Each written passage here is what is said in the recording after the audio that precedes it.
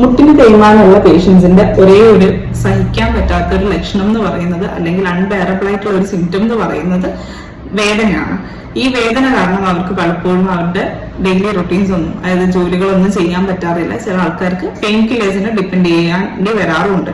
ഇങ്ങനെ ചെയ്യുന്ന ആൾക്കാർ അല്ലെങ്കിൽ മറ്റു മെഡിക്കേഷൻസ് എടുക്കുന്നതിന്റെ കൂടെ ഒരിക്കലും അത് ഒഴിവാക്കി കഴിക്കാനല്ല പറയുന്നത്. അതിന്റെ കൂടെ ആ മെഡിസിൻസിന്റെ കൂടെ പൈനാപ്പിൾ ജ്യൂസ് ഒരു 4 വീക്സോളം, ഡയബറ്റിക് അല്ലാത്ത ആൾക്കാർക്ക് മാത്രമാണ് ഈ പറയുന്നത്, 4 ആഴ്ചയോളം 2 ഔൺസ് പൈനാപ്പിൾ ജ്യൂസ് വീതം കഴിക്കുകയാണെങ്കിൽ ഈ പെയിൻ കുറയാൻ സാധ്യതയുണ്ട്. കാരണം എന്ന് പറയുന്നത് പൈനാപ്പിളിൽ ഒരു ബ്രൊമാലിൻ എന്ന് പറയുന്ന എൻസൈം അടങ്ങിയിട്ടുണ്ട്. ഈ ബ്രൊമാലിൻ എന്ന് പറയുന്നത് ആന്റി ഇൻഫ്ലമേറ്ററി ആണ്, അതുപോലെ തന്നെ പെയിൻ റിലീവിംഗ് ആയിട്ടുള്ള ഒന്നുമാണ്.